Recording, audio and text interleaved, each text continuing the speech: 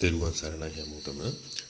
මේ පුංචි සටහන තියන්න හිතුවේ අපි දකිනවා මේ හුඟක් වෙලාවට බෞද්ධයෝ බුදුගුණ සිහි කරද්දී ඒක නිවැරදි ආකාරයෙන් සිද්ධ කරන බවක් පේන්නේ නැහැ.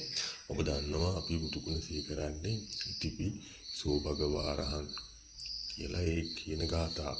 බුදුගුණ 9ක් තියෙනවා අපි දන්නවනේ. ඉතින් අරහම් පුරුෂ ධම්ම සාරථී වගේ මේ බුදු ගුණ 9. එතකොට යම් කිසි කෙනෙක් බුද්ධ අනුස්මතිය කරනවා නම් මේ ගුණ 9 තමයි සිහි කරන්නේ. අපි දකිනවා අපේ මිනිස්සු බෞද්ධයෝ හරියට නිකන් මේ 60ට 60 යන වාහනයක් කරගෙන යනවා වගේ තමයි මේ ගාථාව අඩුම තරමේ සජ්ජායනා කරන්නේ. දැන් බුදුහාමුදුරුවෝ දේශනා කරන්නේ සිහි කරන්න කියලා. නමුත් අපි කරන්නේ සත්‍යයනා කරන එකනේ. ඉතින් අපි කරන සත්‍යයනාව ඇතුළේදී අපිට මේ ಗುಣ සිහි කරගන්න වෙලාවක් නැහැ. අපි මේ ගාථාව කියාගෙන යන වේගෙට.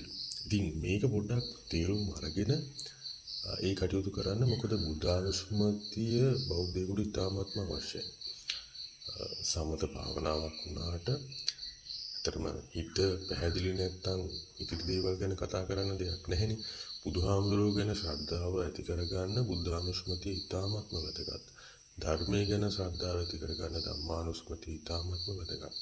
සංඝයා වහන්සේලා ගැන ශ්‍රද්ධාව ඇති කරගන්න සංඝානුස්මතිය ඉතාමත් වැදගත්. මේ දේවල් අමතක කරන්න එපා. දැන් මෙතෙන්දි මම මතක් කරන්න මේකත් දැන් ඔබ බුදු ගුණ සිහිපත් කරනකොට අපි හිතමු බුදු පහන තියෙන වෙලාවට, ඒ කියන්නේ මල් පූජා කරන වෙලාවට පන්සලේ අනිවාර්යයෙන්ම මේ ඉතිපිසෝ ගාථාව කියනවනේ. ඒතකොට මේ ගාථාව කියන ගාථාවේ ස්වභාවය පළමුවෙන් තේරුම් අරගන්න. ඉතිපිසෝ භගවා එහෙම නෙමෙයි මේ ගාථාව කියවෙන්නේ. ඉතිපිසෝ භගවා. එහෙම කියන්නේ. ඉතිපි කියන්නේ එක වචනයක්. සෝ කියන්නේ එක වචනයක්. භගවා කියන්නේ එක වචනයක්. ඒ භාග්‍යවත් වූ බුදුන් වහන්සේගේ ගුණ මෙසේ ඒ විදිහටයි කියන්නේ. ඒතකොට ඉතිපිසෝ කියන්නේ එකම වාක්‍යයක් නෙමෙයි. ඉතිපිසෝ භගවා. දැන් අරහං සම්මා සම්බුද්ධෝ කියන්නේ එකම කොටස් නෙමෙයි. කියන්නේ අරහං සම්මා සම්බුද්ධෝ. ඒ විදිහට එතන කොටස් දෙකක් තියෙනවා. දැන් ඔබ මේ ගාථාව අපි තුමු ඔබ මේ ගාථාව සජ්ජායනා කරනවා කියලා. එතකොට ඔබ මේ ගාථාව සජ්ජායනා කරන්න ඕනේ මෙන්න මේ විදිහට. ඉතිපි සෝ භගවා අරහං.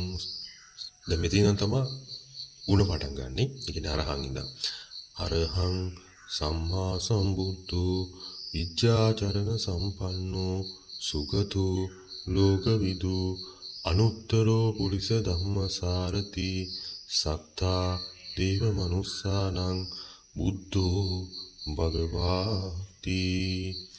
ඒ විදිහට තමයි කියන්නේ තාලය තනුව කියන්නේ ඔබ කියන තාලය ඔබ කියාගන්න. ඒ අරහං මේ බුදු ගුණනේ. අරහං කියන්නේ බුදු ගුණයක්.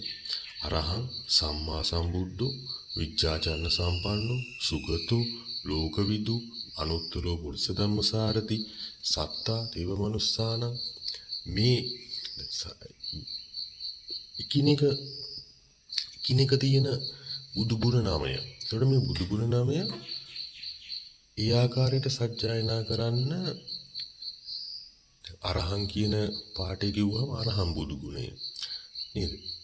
අනුත්තරෝ පුරුෂ ධම්මසාරති කිව්වම අනුත්තරෝ පුරුෂ ධම්මසාරති කියන බුදු ගුණය.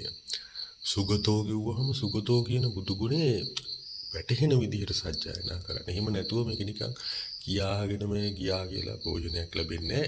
කියන එකත් හරියට කියන්නේ. සජ්ජායනා කරද්දී හරියට සජ්ජායනා කරන්න. ධර්මයේ ගුණ සංඝයේ ගුණ උනත් එහෙමයි. ධර්මයේ සංඝරත්නයේ ගුණ උනත් එහෙමයි. ඊ ආකාරයට සජ්ජායනා කරන්න අනිවාර්යයෙන්ම ඔබට තේරෙවි ඔබට ප්‍රතිඵල ලැබෙනවා. මේ ගැන තව මොන හරි ඔබට දැනගන්න අවශ්‍ය නම් බුද්ධ අනුස්මති භාවනාව වඩන හැටි ගැන ඒ මොන හරි කතා කරන්න අවශ්‍ය නම් කමෙන්ට් කරන්න. අපි ඒ ගැන කතා කරමු. තෙරුවන් සරණයි.